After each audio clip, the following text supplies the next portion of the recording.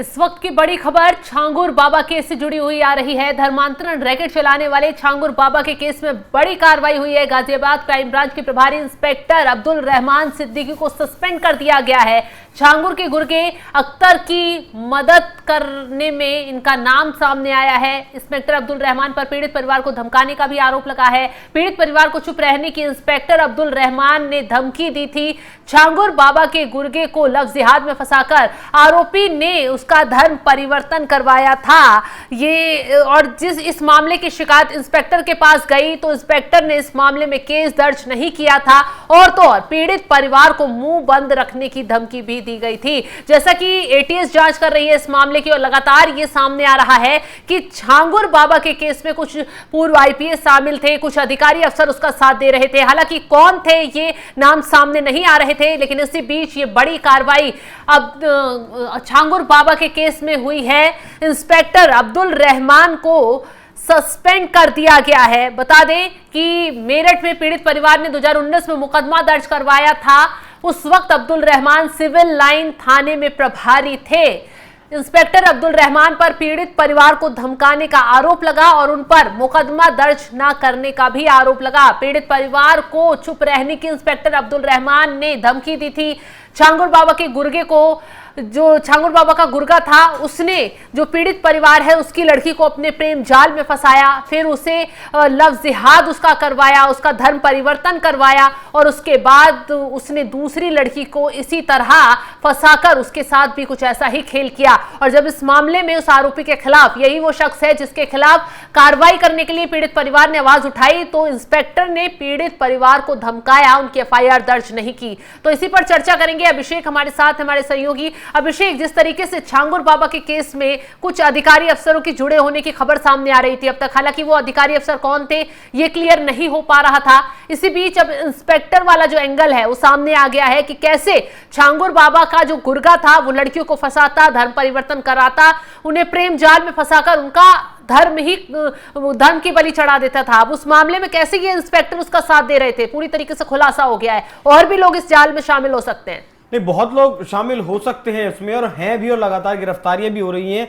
देखिए, ये जो कहा जा रहा है ना कि बिना प्रशासन की मदद के, बिना शासन की मदद के इतना बड़ा जो नेक्सस है वो चल ही नहीं सकता। एक छोटा सा एग्जांपल दूंगा मैं आपको। 2013 में मुजफ्फरनगर दंगा हुआ था, कबाल कांड हुआ था, जिसमें मैं वहीं का जो है मेरा जो स्थान है, जन्म स्थान वहीं का है। तो उस दंगे के दौरान हमने देखा था कि जो जिला शामली है, मुजफ्फरनगर से लगता हुआ जिला शामली है, वहां के एसपी उस वक्त एक मुस्लिम हुआ करते थे। और उस वक्त जो हिंदुओं की जो एफआईआर थी, जो शिकायतें थी, वो दर्ज तक नहीं की जाती थी और उन्हें उल्टा धमकाकर डराकर भगा दिया जाता था। तो ये इकलौता ऐसा केस नहीं है और उसमें हैरान होने वाली बात भी नहीं है। ऐसे तमाम केस मैं आपको गिनवा सकता हूं जहां किसी मुस्लिम अधिकारी ने हिंदू पीड़ितों को धमकाया हो, जबकि जो आरोपी हो जहां मुस्लिम हो। ऐसे तमाम केस मैं आपको गिनवा सकता हूं। अभी की अगर इस केस की बात करें तो राजेश उपाध्याय एक बलरामपुर जिला जो न्यायालय है उसमें क्लर्क थे।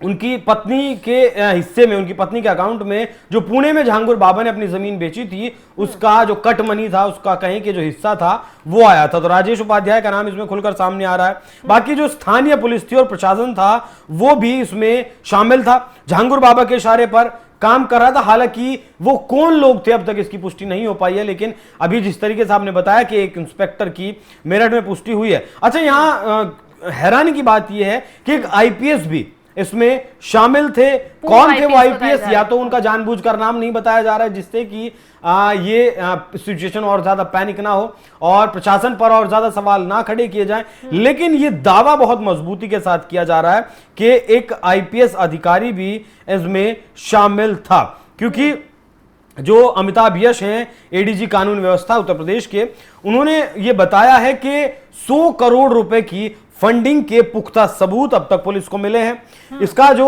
नेक्सस था, इसका जो नेटवर्क था छांगुर बाबा का, वो भारत को इस्लामिक राष्ट्र बनाने के लिए काम कर रहा था और ऐसे दस्तावेज या फिर कहें कि ऐसे लिटरेचर वहां से बरामद हुए हैं। और ये छांगुर बाबा आज से इस काम को नहीं कर रहा था, पिछले 15 साल से इस काम को कर रहा था। उसके जो सहयोगी हैं उनके खिलाफ आतंकवादी जो गतिविधियां हैं उनमें भी जांच चल रही है। आतंकवादी गतिविधियों में इसलिए क्योंकि देखिए, जब विदेशों से फंडिंग होती है और उसके जब स्रोत मिलते हैं तो वो कहीं ना कहीं तार जोड़ती है। आपने बांग्लादेश में देखा किस तरीके से बांग्लादेश के जो आतंकी संगठन है वो भारत में घुसपैठ करते हैं, पाकिस्तान के आतंकी संगठन घुसपैठ करते हैं। हाँ। और ये सीए के दौरान नहीं, शायद अभी 2023 की बात है, जब राष्ट्रपति उत्तर प्रदेश में गए थे, उत्तर प्रदेश के प्रयागराज में शायद दंगा हुआ था, तो वहां जो मुख्य आरोपी था वो डायरेक्ट फोन पर पाकिस्तान से जुड़ा हुआ था और वो दंगे की एक एक अपडेट दे रहा था।